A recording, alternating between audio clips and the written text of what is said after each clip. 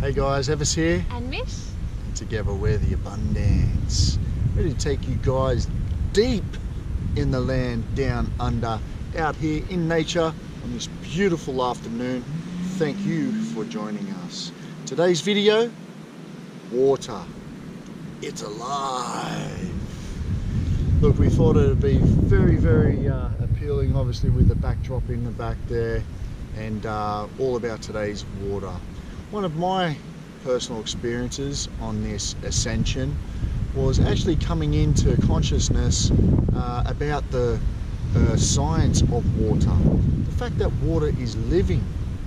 I mean, we've just got to take this obviously back within and start to understand that we as human beings are 80% at least of water. Part of my ascension, when I was starting to wake up, I started to learn a little bit more about the metaphysics of water. We've just got to think back in a lot of cultures who worship that beautiful moon who might be coming up very shortly. And she represented obviously the emotions of who we are as human beings. Those emotions represented that energy in motion, represent actually that water that obviously we are either perspirating or sometimes, as we know, crying out. So part of the ascension for me also was waking up to, like I mentioned, that water is alive. Okay, I started to study and research a scientist, a Japanese scientist by the name of Masaru Emoto.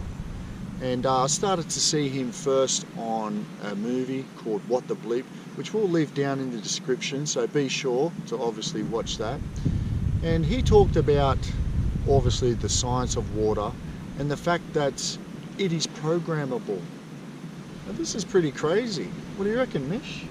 It's pretty amazing. So the study he did looked at water and the type of intentions that were directed to that water. So the beautiful intentions that came from the heart to do with gratitude, thank you, love, joy, peace, all these high and elevated emotions, when they were put into the water actually created these beautiful crystalline structures.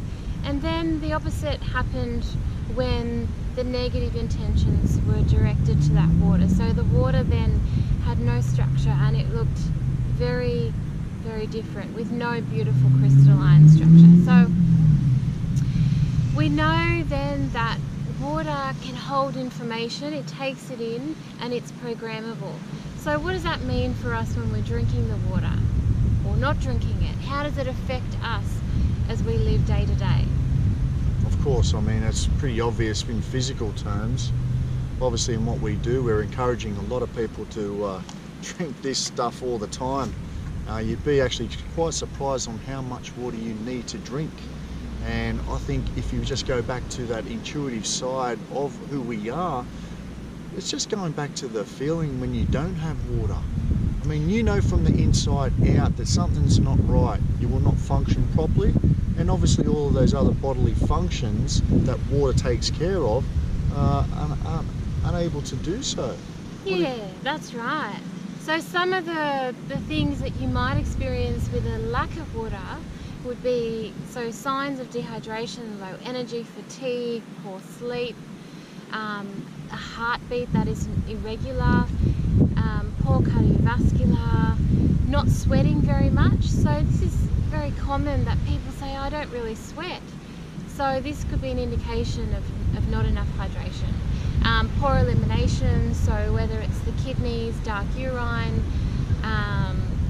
or just not having regular movements. There's a lot of things internally that we can pick up on and know.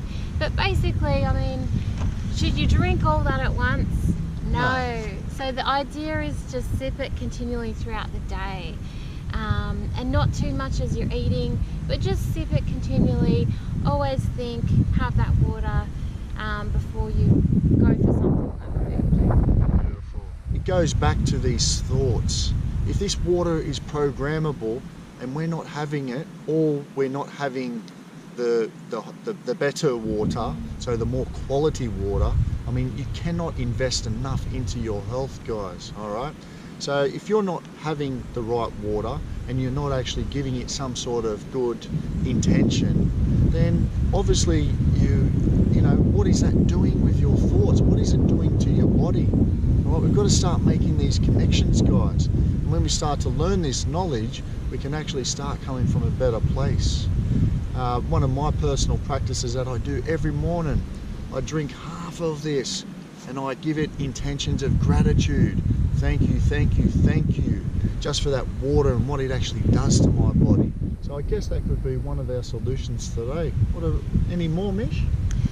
Beautiful. So we want to look at the absorption of the water. So I like to always have that lukewarm or warm water first thing in the morning with fresh squeezed lemon with all the vitamin C and the nutrients for a kickstart, but also to add some minerals back into the water. So you can add a bit of sea salt or Himalayan rock salt, just a little bit to rehydrate so that the water doesn't just flush straight through. You want it to hold within the cells and actually to retain in there so you feel and stay hydrated. Excellent. On that note, guys, remember, fill up, and we look forward to obviously presenting some more creative content over the next few days. I hope you've enjoyed the video. From us, peace.